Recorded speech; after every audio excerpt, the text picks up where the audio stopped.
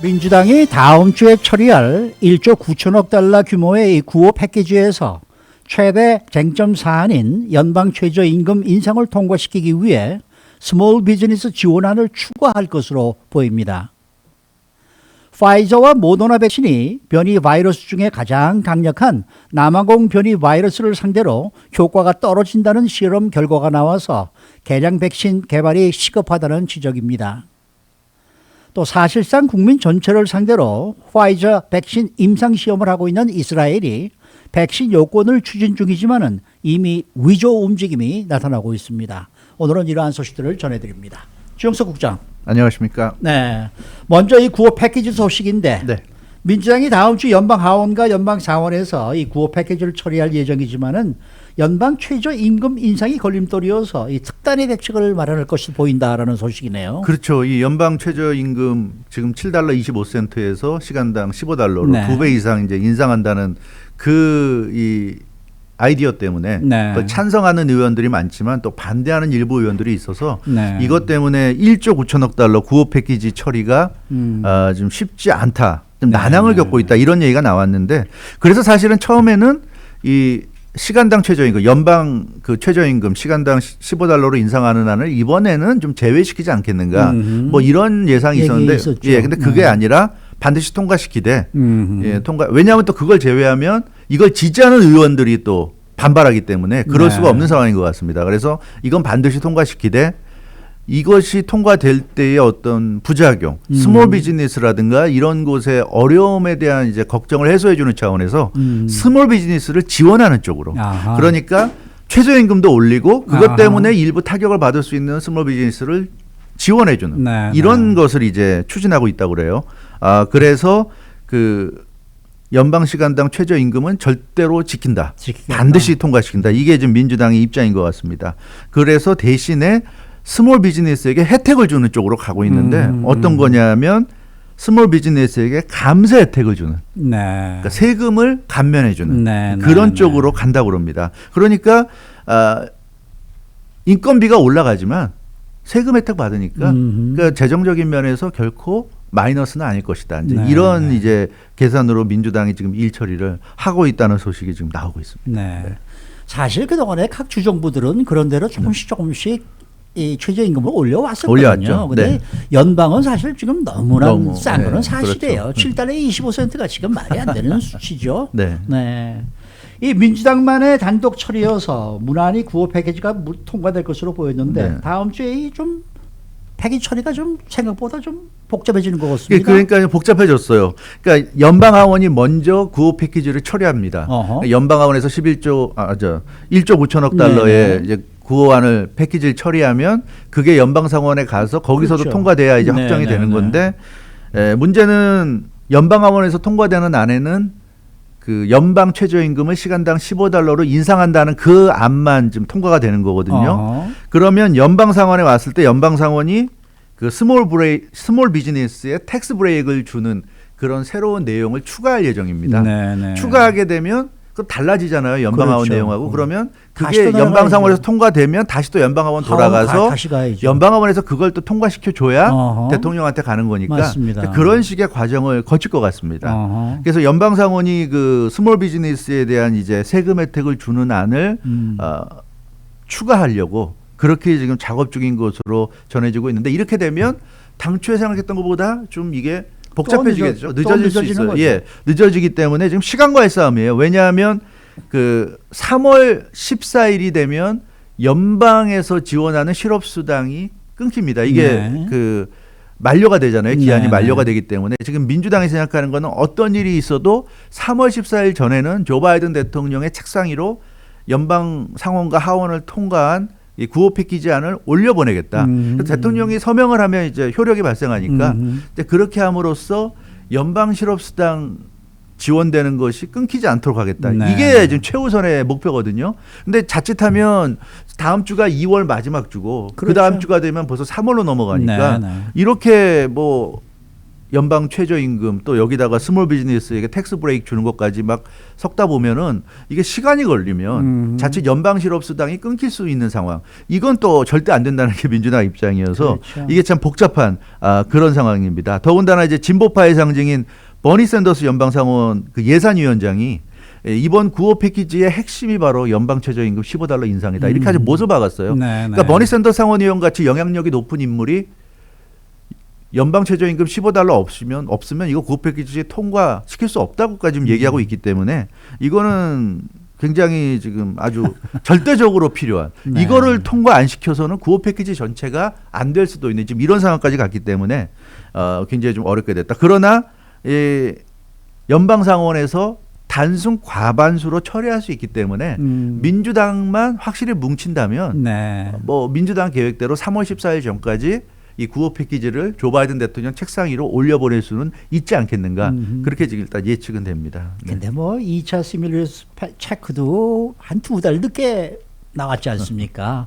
의회가 그렇게 빨리빨리 처리를 안 하더라고요. 그러니까 이번에도 사실은 뭐 처음에 조 바이든 대통령이 취임을 하고 난 다음에는 뭐 2월 중으로 아마 우리가 받을 수 있을 것이다 이렇게 얘기를 했었는데 지금 3월 중순이 갔다가 이제 또 3월 말이 되고 이게 뭐 4월 달에 가야 아니요, 다르죠. 전혀 달라요. 왜냐하면 작년이나 이럴 때는 민주당과 공화당이 대립하고 있었고 대통령이 트럼프 대통령이었어요. 그러니까 무산이 되고 늦어져도 서로가 블레임을 할 수가 있었습니다. 네, 민주당은 공화당 탓, 트럼프 대통령 탓할 수 있고 공화당이나 트럼프 대통령은 민주당 탓을 할 수가 있었어요. 네. 지금 근데 대통령도 조 바이든 대통령이고 연방상원, 연방하원도 다 민주당이 다수기 때문에 그렇게 할 수가 없어요. 민주당이 그렇게 할 수가. 왜냐하면 그래놓고 누구 탓을 합니까? 트럼프 대통령 탓을 할 겁니까? 아니면 공화당 탓을 할 겁니까? 그래서 이번에는 빨리 될 수밖에 없어요. 늦어지게 되면 100% 민주당이 블레임을 당할 수밖에 없기 때문에 이번엔 절대 그럴 수 없습니다. 근데 이제 문제는 민주당 내에서도 지금 반대 의원이 있단 말이에요. 그렇기 때문에 이렇게 좀 복잡해지는 거예요. 왜냐하면 민주당 상원의원 50명입니다. 그러니까 50명 중에서 한 명도 이탈하면 안 돼요. 공화당에서는 단 한 명도 지금 민주당의 이 1조 9천억 달러 구호 패키지에 동조하는 의원이 없기 때문에 민주당 50명이 똘똘 뭉쳐야 되는데 지금 민주당 의원 중에서 2명이 지금 반대하고 있죠. 애리조나주의 크리스텐 시네마 의원과 웨스트 버지니아의 조 메인신 의원 2명이 반대하고 있어요. 조 메인신 상원의원 같은 경우는 연방 최저임금을 인상하는 데는 찬성하지만 시간당 $15가 너무 많다는 입장입니다. 반면에 크리스텐 시네마 상원의원은 연방 최저임금 인상 자체를 반대하고 있어요. 연방 최저임금 인상 자체를 반대하고 있기 때문에 연방하원에서 넘어오는 구호 패키지에 대해서 연방상원이 수정을 한다면 그렇다면 연방 최저임금 인상 $15 인상안을 빼는 쪽으로 수정을 해야지. 그건 놔두고 뭐 스몰 비즈니스를 도와주는 그런 세금 뭐 감면으로 도와주는 것을 추가한다면 자기는 반대하겠다 이런 얘기입니다. 그렇기 때문에 민주당도 지금 심각한 상황이에요. 연방 상원에서 한두 명이라도 좀 반대의 표를 던지게 되면 구호 패키지 전체가 무산될 수가 있는 겁니다. 예. 그렇기 때문에 민주당도 이 애리조나의 크리스텐 시네마 상원의원과 웨스트 버지니아의 조 메인신 상원의원을 설득을 해야 됩니다. 설득을 못하면 구호 패키지 처리가 안 돼요. 그렇다고 해서 연방상원에서 또 연방하원에서 시간당 최저임금 $15를 없애버리면 그럼 뭐 버니 샌더스 상원의원 같은 분이 또 격렬히 반대할 테니까 안 되는 거예요. 그래서 지금 사실은 민주당이 굉장히 좀 곤혹스러운 그런 상황이에요. 이제 그러기 때문에 남은 기간 동안에 지금 이 조 메인신, 크리스텐 스네마 두 상원의원을 설득하는데 민주당 지도부가 지금 집중하고 있는 그런 상황이고요. 그래서 지금 스몰 비즈니스 세금 감면 혜택 안까지 추가하면서 두 의원들을 설득하는 그런 지금 입장인 것 같습니다. 그렇기 때문에 이게 굉장히 지금 민감한 상황이 되고 있어요. 근데 결국 두 의원도 민주당 소속이니까 마지막에 가서는 입장을 뭐 바꿀지 모르겠는데 지금으로서는 상당히 지금 완강한 입장이에요. 아마도 지역구 상황이라든가 이런 것이 뭐 애리조나라든가 웨스트 버지니아가 좀 보수적 그런 여론이 있기 때문에 그런 것 같아서 이게 이렇게 쉽지는 않아 보입니다. 그래서 이 1조 5천억 달러의 구호 패키지가 다음 주에 어떤 귀결을 맞게 될런지 상당히 좀 흥미롭다 이렇게 말씀드릴 수 있겠습니다. 자, 이번에는 백신 소식입니다. 파이저나 모더나 이 두 백신이 남아공 변이 바이러스는 효과가 떨어지는 것으로 지금 나타났다는. 그렇죠. 오늘 좀 새로운 소식이 나왔어요. 그동안에는 뭐 파이저나 모더나 백신이 변이 바이러스에도 효과가 있다고 그랬는데 그게 아니라는 게 지금 나온 거예요. AP나 주요 언론들이 보도한 내용을 살펴보면 그 텍사스 대학 유니버시티 오브 텍사스 대학 의과대학 팀이 파이자 바이오엔텍 백신을 대상으로 실험을 했어요. 남아공 변이 바이러스가 B1351입니다. B1351 바이러스인데 이것과 같은 변이로 보이는 바이러스를 실험실에서 배양을 해가지고 분석을 했습니다. 네네. 그 결과 이 남아공 변이 바이러스를 상대로 해서 파이자 바이오엔텍 그 백신의 항체 보호력이 3분의 2로 떨어지는 것으로 확인됐다고 합니다. 그러니까 이 항체라는 것은 바이러스가 세포에 침투하는 것을 막는 역할을 하는 그렇죠. 면역력의 한 축인데요. 네. 남아공 변이 바이러스는 그 세포 침투를 돕는 스파이크 단백질에 변형이 생기는 겁니다. 그러니까 기존의 코로나19 바이러스가 스파이크 단백질로 인간의 몸에 쉽게 침투할 수 있도록 그 공략하는 것에 초점을 맞추고 있는데, 그래서 백신이라는 것은 결국 코로나19 바이러스의 스파이크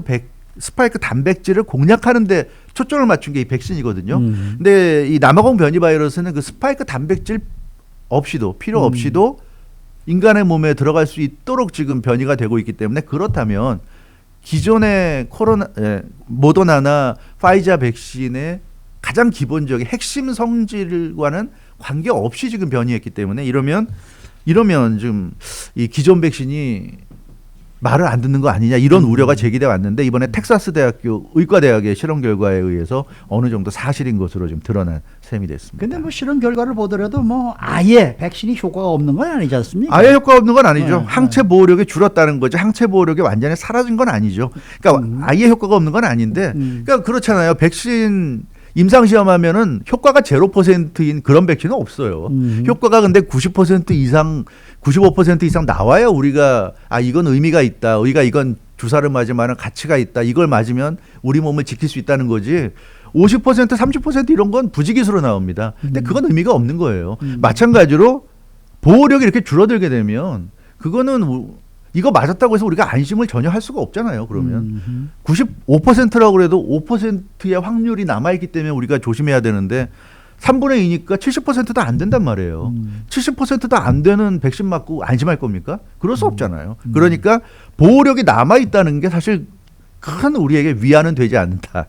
이렇게 볼 수가 있을 것 같습니다. 근데 지금 파이저 백신에 대해서 살펴봤지만 모더나도 지금 마찬가지다. 마찬가지죠. 예, 남아공 변이 바이러스에는 좀 약하다라는 그런 보고서가 지금 같이 나왔단 말이에요. 같이 나왔어요. 그래서 모더나 백신의 항체 수준도 남아공 변이 바이러스를 상대로 해서 크게 떨어졌다는 그런 연구 결과가 같은 논문에 게재가 됐다고 합니다. 그래서 모더나도 역시 파이자 못지않게 남아공 변이 바이러스에는 취약하다는 게 드러났고요. 모더나 측도 남아공 변이 바이러스에 대한 실제 예방 효과에 대해서는 불확실한 부분이 아직 많다, 이렇게 신중한 반응을 나타내서 자신이 없다는 것을 인정을 했습니다. 그래서 지금 유럽에서는 이거 그럼 지금 나와 있는 백신 갖고 안 되겠다 하는 얘기들이 나오고 있고요. 그래서 변이 바이러스에도 예방 효과가 큰 개량 백신이 빨리 지금 만들어져야 되겠다. 그렇지 않으면 지금 기존의 코로나19 바이러스 백신 맞고 안심할 수가 없다는 거죠. 누가 안심할 수 있겠습니까? 이거 맞고도 기존의 코로나19 바이러스를 상대로도 95%인데 변이 바이러스로는 뭐 70%도 안 된다고 그러면 이거는 좀 그렇죠. 그렇기 때문에 아마 지금 백신을 만드는 회사들은 이 만들겠죠, 뭐. 개량된 백신들을 만들고 있을 것 같은데요. 그래서 이게 참 답답한 거예요. 백신 맞았다고 지금 뭐 안심할 수 있는 그런 상황은 아니고, 백신을 한 번이 아니라 두 번, 세 번, 네 번, 다섯 번, 여섯 번, 글쎄 몇 번까지 맞아야 되는지 알 수 없는 그런 상황이 좀 이어지고 있는 좀 답답한 상황이라고 할 수 있겠습니다. 네.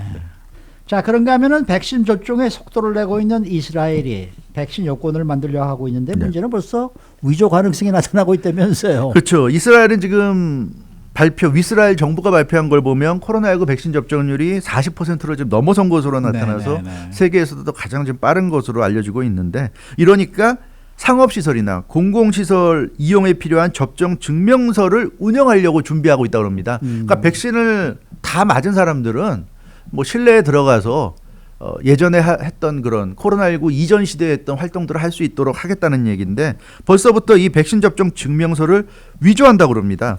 타임스 오브 이스라엘에 따르면 최근 아모아 메신저죠, 텔레그램에 위조 백신 접종 증명서 매매를 타이틀로 내건 그룹이 생겨났다고 그럽니다. 이곳에 근데 가입된 회원들 숫자가 10만 명을 넘어섰다고 그래요. 아이고. 그러니까 여기 가입해서 돈 주면 이 그룹이 이런 위조된 증명서를 다 주겠다는 얘기입니다. 사이버 보안 전문가인 림바르직은 그 페이스북을 통해서 이 그래픽 프로그램을 이용하면 이런 그 그린 패스, 그러니까 이스라엘 백신 접종 증명서를 그린 패스라고 하는데 앱 형태로 만들어집니다. 근데 이 텍스트를 변환하는 게 굉장히 쉽다 그래요, 전문가들한테. 그래서 QR 코드 위조 같은 게 어려울 수 있고 또 이게 쉽게 적발될 수 있다고 생각할 수 있지만 사실은 매우 쉽게 위조할 수 있다는 거예요. 그렇기 때문에 이스라엘 보건부가 그린 패스에 사용하는 QR 코드가 암호화되어 있지 않고 증명서에 기재된 보유자의 개인 정보와 연동돼 있기 때문에 위조가 굉장히 쉽다, 이런 설명입니다. 그래서 이 전문가인 바르직이라는 사람은 페이스북에서 이미 수만여 명이 위조 증명서를 가지고 있을 것이다까지 얘기를 하고 있는데 이게 참 큰일입니다. 이러면 우리가 이런 위조가 아니라 백신 여권을 가지고 이 백신 여권 갖고 있는 사람들은 안심하고 실내에 들어가서 예전처럼 활동할 수 있다? 근데 그런 증명서 갖고 있는 사람이 정말 백신을 맞았는지 안 맞았는지를 개런티를 할 수 없다는 얘기예요. 근데 내가 백신 접종까지 하고서 그 어려운 과정을 다 뚫고서 맞고서 나는 안전하다고 생각하는데 이런 데 가서 허술하게 행동하다가 만약에 또 잘못되면 그 참 억울하잖아요. 이게 참 문제인 것 같습니다. 백신 여권이라는 게 이론상으로는 가능한데요. 현실은 참 이게 어렵지 않은가. 그럼 백신 여권은 의미가 없는 거예요? 이런 리스크를 감당해서라도 하고 싶다면 할 수 있는데 이런 리스크를 과연 없앨 수 있겠는가, 이제 그런 점입니다. 그래서 이스라엘 보건부는 이미 만들어 놓은 증명서는 초기 대응을 위한 것이다, 이렇게 얘기하면서 국제적 통용이 가능한 보안 기능이 있는 바코드 개발로 새로운 백신 여권을 내놓겠다. 그러니까 이스라엘 쪽도 자기들이 이미 만들어 놓은 백신 여권은 문제가 있다고 인정을 했고요. 새로운 거를 지금 만들겠다고 하고 있는데 글쎄요. 이렇게 되면 지금 이스라엘은 어떤 계획이냐 하면 쇼핑몰, 재래시장, 도서관, 박물관 같은 데는 백신 여부와 관계없이 모든 사람들에게 개방하지만 헬스클럽이나 수영장, 호텔 같은 데는 백신을 맞은 사람들한테만 개방하겠다는 얘기예요. 근데 이게 아마 이스라엘에서 성공이 되면 다른 나라들도 따라할 가능성도 있는데 근데 이게 성공이 되겠습니까? 지금 말씀드린 대로 백신 접종 증명서를 가진 사람들만 입장시킨다는데 주사 안 맞고 백신 접종 안 맞고도 증명서를 가지고 들어갈 수 있는 사람들이 굉장히 많다는 거죠. 많기 때문에 이거는 좀 너무 위험하지 않겠는가. 글쎄요. 이건 너무 리스크가 좀 크지 않을까 싶습니다. 패스포트처럼 더 아주 정밀한 위조가 좀 거의 불가능한 무슨 증명서를 만들어야 되는데. 아니 근데 위조 여권 많잖아요. 패스포트 위조 많아요. 드라이버 라이선스도 많은데요, 많죠. 가짜가. 그러니까 이런 위조 여권을 뭐 운영을 하는 건 자유겠습니다만 글쎄 그 개인들이 판단입니다. 나는 이런 위조 여권제도 생기면은 이거 이용해서 나는 해외도 나가겠다, 어디 방문하겠다 하면 하실 수 있겠지만 그 위험 부담은 각 개인이 알아서 짊어질 수밖에 없다. 뭐 이렇게 말씀을 드릴 수 있을 것 같습니다. 네, 수고 많으셨습니다. 주영석 국장이었습니다.